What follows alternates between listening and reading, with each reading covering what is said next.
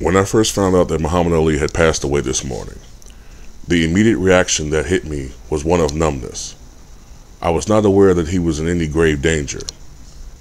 Yes, I knew about the ravages of Parkinson's disease, a condition that was first diagnosed at the Mayo Clinic in 1984, but to us much keener observers probably had been affecting Ali since the late 1970s. However, I had not known that he was nearing death. As I am writing this letter to the LDBC, I am now hit with the most profound sense of sadness that I have experienced since the death of my father just last year. My father and Ali shared the same birth year, 1942. In fact, they were separated in age by less than 6 weeks. Ali was my father's favorite fighter, though he did enjoy Mike Tyson's reign during the late 1980s.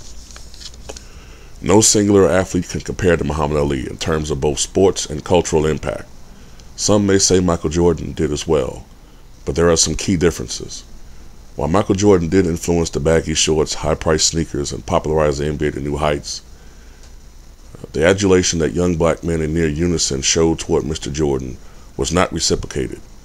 Although I, the author, do not personally know Mr. Jordan, there is enough anecdotal evidence to strongly suggest that Jordan in fact holds the black community in scorn and sees us as inferior.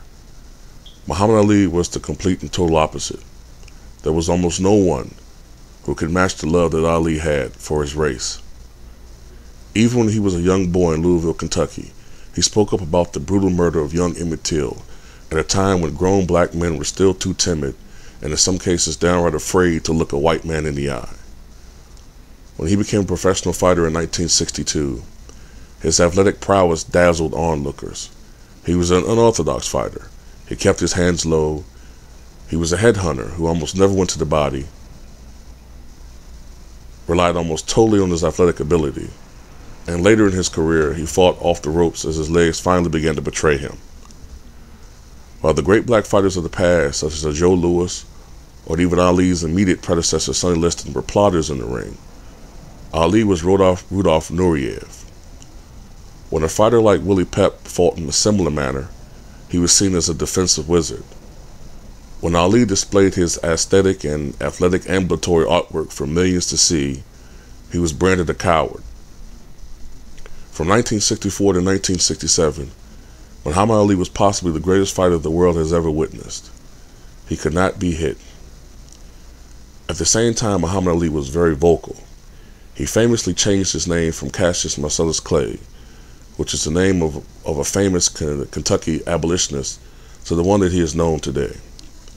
He was not going to be the same heavyweight champion that Joe Louis was a generation earlier. While Louis nodded in agreement, scratched his head when it didn't itch, and paraded in his army uniform and participated in exhibition bouts, Ali would not have any of that. As our nation was weighed deeper into the quagmire that the Vietnam War was becoming, Ali was one of the war's first vocal critics.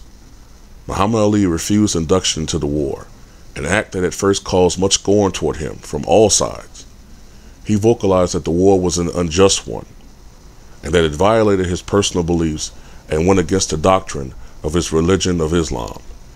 He also did not like the hypocrisy of a country wanting him to shoot and bomb and kill people that looked a lot like him, while this very nation still did not want to see him and others like him totally free.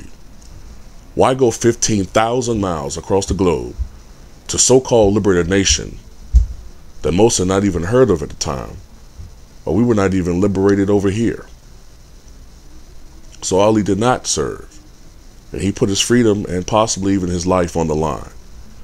While ultimately Ali was saved by the Supreme Court in 1970, he paid a steep price. He lost millions of dollars in income, and perhaps even more importantly, he lost the best years of his pro career. He came back in 1970, and while he was not the same fighter anymore, he was still better than almost all of the rest, and he still had an advantage that others did not: his acute mind and in-ring experience. He shocked the world yet again when he beat the then thought invincible George Foreman in 1974. Unlike many of today's prima donna fighters, Ali would fight anyone. He fought the dangerous Ernie Shavers in 1977 at age 35, a guy who both George Foreman and Joe Frazier ducked. When Muhammad Ali finally retired in 1981, he had amassed a professional record of 56 wins, 5 losses, with 37 knockouts, and he was the most well-known person on the face of the earth. He met kings and greeted presidents, yet he would treat a homeless man on the street with the same respect and attitude that he gave them. There was no pretension in him. What many never understood is that when he called himself the greatest, he wasn't just doing it for himself.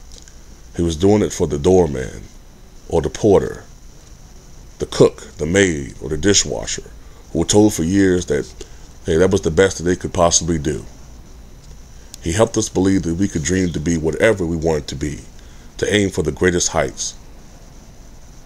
Sadly, Muhammad Ali got sick. It was the decline in health that progressed at a glacial pace, which made the physical robbery of a once great athlete even sadder to witness. Ironically, before his death last night at age 74, Ali had outlived almost all of his notable contemporaries, including Joe Frazier, Ken Norton, Sonny Liston, Floyd Patterson, Bob Foster, Angelo Dundee, Bundini Brown, Henry Cooper, Jimmy Ellis, and Jimmy Young. I would like to say in conclusion that here in the LDBC, our flags are at half-mast in mourning for the passing of the greatest sports figure of all time. Rest in peace, Muhammad Ali.